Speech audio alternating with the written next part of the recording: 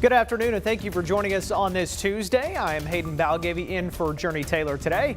Here's a look at what we have coming up for you on your news at noon. First, after a week-long search, the Jefferson County Sheriff's Office confirms the capture of the second suspect who escaped from the Pine Bluff jail. Plus, House Republicans are moving forward with an attempt to impeach Homeland Security Secretary Alejandro Mayorkas. More details on the effort and how the secretary is responding. And a very tall exhibit paying tribute to a staple of the American space program. A little bit later, a look at the retired space shuttle Endeavour, now on display. But first, let's send things out to meteorologist Simone Thomas in the weather garden this afternoon. And Simone, it is an absolutely beautiful Tuesday. How are you? You know, I'm loving the sunshine. I wore my blue today to match the sky because that's how excited I am about how nice it is out now. Granted, I'm standing in the shade, but as soon as we're wrapping this up, I'm going to stand under the sunshine.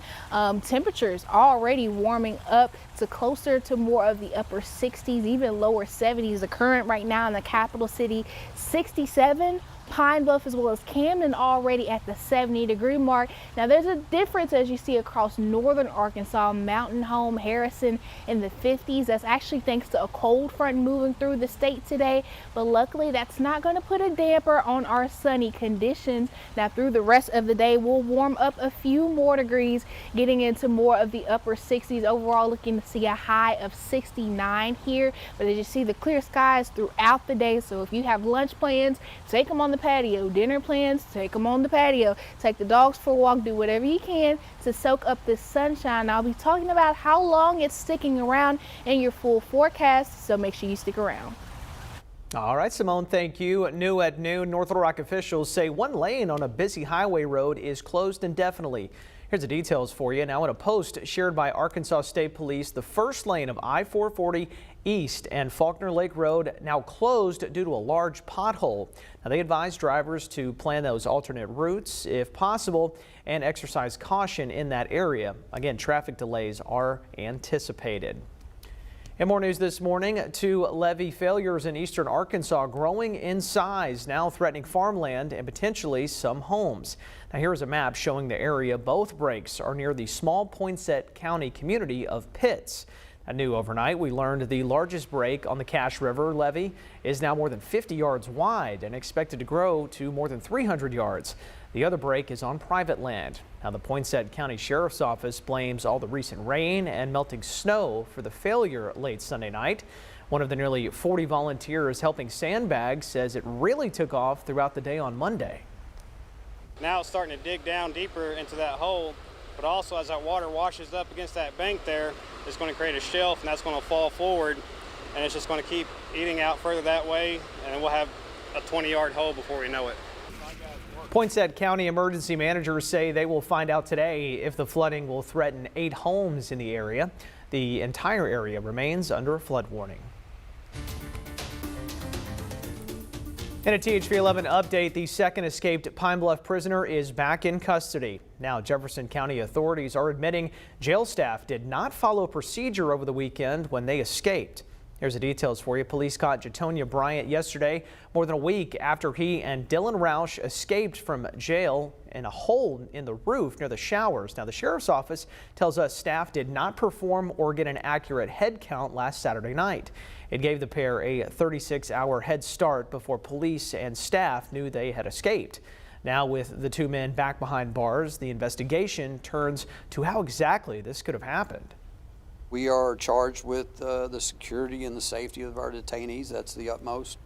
There's been some human error on this part, as well as looking at other aspects of the facility that need to be secured. Now, the major vowed that each person involved, quote, will be dealt with accordingly. Jefferson County Sheriff Lafayette Woods issued a statement saying the integrity of the jail is, quote, non-negotiable priorities. In another update, North Little Rock police say an arrest has been made after a Waffle House robbery made at gunpoint last month. 24-year-old Devontae Clay was taken into custody on Monday. Clay is accused of holding up the Waffle House on Camp Robinson back in December. Now, North Little Rock police and U.S. Marshals made the arrest after a tip. Clay was hiding at a relative's house. He was then found in the attic yesterday. Clay is also suspected of a similar assault in Fort Smith at a Dollar General. He is currently being held without bond. We now have new details in the case of Dr. Brian Hyatt, the former chair of the State Medical Board. The Rogers Psychiatrist Medicaid fraud trial will start on September 17th in Pulaski County. Hyatt is accused of making more than $300,000 in fake Medicaid claims between January of 2019 and May of 2022 when he worked at the Behavioral Health Unit at Northwest Medical Center in Springdale. This comes as nearly 60 of his former patients have filed separate lawsuits claiming Hyatt held them against their will just so he could collect more money from the government. A House committee will advance 2 articles of impeachment against Homeland Security Secretary Alejandro Mayorkas today over what they call is his willful and systematic refusal to enforce immigration laws. CBS's Natalie Brand is on Capitol Hill. But we've reached a point where we really have no other remedy. The House Homeland Security Committee put pen to paper Tuesday morning, marking up 2 articles of impeachment against Secretary Alejandro Mayorkas. He is the worst cabinet official in our nation's history, and he's got to go. House Republicans allege Mayorkas repeatedly violated the law by allowing the release of migrants awaiting court proceedings and claim he lied to lawmakers about whether the southern border was secure. Democrats call the proceedings a sham. In a process akin to throwing spaghetti at the wall and seeing what sticks, Republicans have cooked up vague, unprecedented grounds to impeach Secretary Mayorkas. The GOP effort follows unprecedented border crossing levels in December, though numbers have since fallen. Secretary Mayorkas released a letter to the committee chair saying the, quote, false allegations do not rattle him, adding the department has provided evidence they are enforcing the law. House Speaker Mike Johnson intends to bring the issue up for a full vote, but an impeachment is unlikely to move forward in the Democratic-controlled Senate. Some House GOP members have also come out against a bipartisan Senate border security immigration proposal that Secretary Mayorkas has helped negotiate. This idea that he's now negotiating, what was he doing for the last 3 years? The Senate could unveil that deal as soon as this week. Natalie Brand, CBS News, Capitol Hill. A U.S. cabinet official has not been impeached since shortly after the Civil War. Well, staying in national news, the Pentagon announced the identities of the 3 American service members who were killed in an unmanned aerial drone attack on a base in northeast Jordan. All 3 Army Reserve soldiers were from the state of Georgia. The Biden administration vows to respond to the attack that also injured more than 40 people. The White House blames Iranian-backed rebels for carrying out the strike that hit while troops were in their sleeping quarters. The retired NASA shuttle Endeavour is now poised for takeoff, theoretically, at the California Science Center in Los Angeles. Endeavour flew 25 missions between 1992 and 2011 when NASA's shuttle program ended.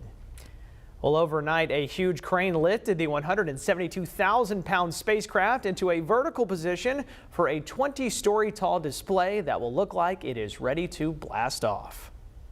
And this is such a big moment and so exciting to see the Space Shuttle stack all here and done. It was incredible, a little scary, but it was really great, and the whole team did a great job. A little scary, I can imagine. There's still a lot of work to be done before it opens to the public. Now, once it's all set up, an earthquake-proof facility will go around the shuttle.